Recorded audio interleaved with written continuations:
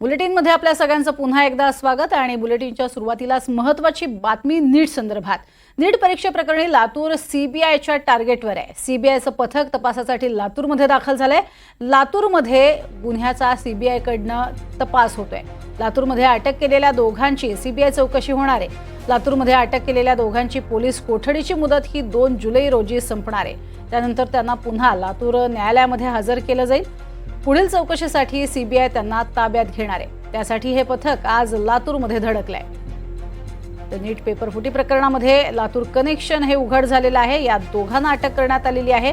या दोघांकडनं जबाब हे नोंदवून घेण्यात आलेत आणि त्यानंतर आता सीबीआयनं धागेदोरे तपासण्यास सुरुवात केली आहे। लातूर बीड या ठिकाणचे विद्यार्थी असल्याचं स्पष्ट झालेलं आहे। तर गुजरातमध्ये सुद्धा 4 ठिकाणी सीबीआयनं छापेमारी केली होती। यात पालकांनी आपल्या मुलांना भरघोस मार्क्स मिळवून पास करण्यासाठी पैसे दिल्याचंही उघडकीस आलेलं आहे।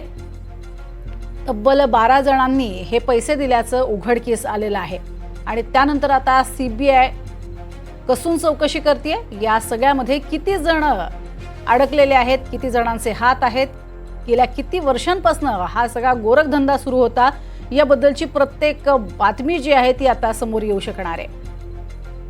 अधिक माहिती घेऊया, सुनील कांबळे आमचे प्रतिनिधी आपल्या सोबत आहेत। सुनील, सीबीआयचं पथक दाखल झालंय, काय अधिक माहिती?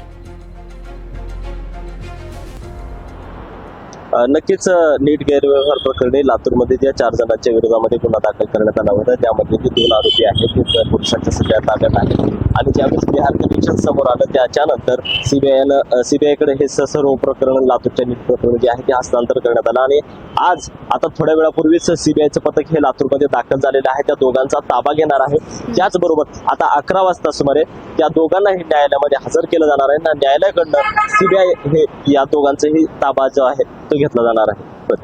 मात्र या सगळ्या ज्या दोघांना ताब्यात घेण्यात आलेला आहे सुनील, त्यात प्राध्यापकाचा सुद्धा समावेश आहे असं सांगितलं जातं। कधीपासूनचा हा गोरखधंदा सुरू होता, किती पैशांचा व्यवहार झाला होता, कळलंय का?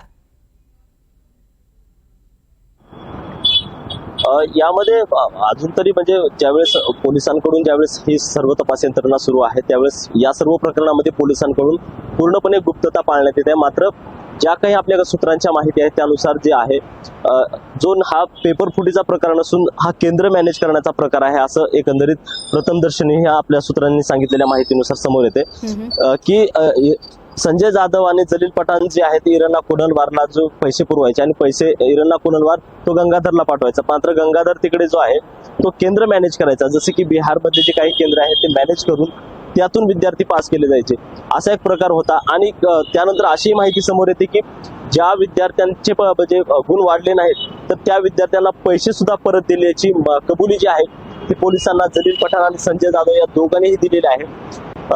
अजून तिसरी बाजू जर आपण पाहिली तर जो गंगाधर आहे त्याला सीबीआयनं अटक केलेली आहे। मात्र सीबीआयनं गंगाधरला लातूरात आणलं असतं तर आणखीन जे धागेदोरे आहेत, आणखीन काही व्यवहार झालेले आहेत का, आणखी त्याचं काही कनेक्शन कुठं निघतं का, हे सर्व गोष्टी समोर आल्या असत्या। मात्र सीबीआयनं गंगाधरला लातूरमध्ये न आणता आता जलील पठाण आणि संजय जाधव या दोघांना कोर्टाच्या मार्फत सीबीआय जो आहे तो तपास आता हाती घेणार आहे। नक्कीच सुनील, तुर्तास धन्यवाद या संपूर्ण माहितीसाठी। मात्र या संपूर्ण प्रकरणामध्ये काही विद्यार्थी होते जे डमी स्वरूपात पेपर सोडवायला बसायचे, जे अतिशय हुशार आहेत, अशी मुलं सुद्धा या सगळ्यामध्ये होती आणि या सगळ्याचा पर्दाफाश आता लवकरच होईल अशी अपेक्षा आहे।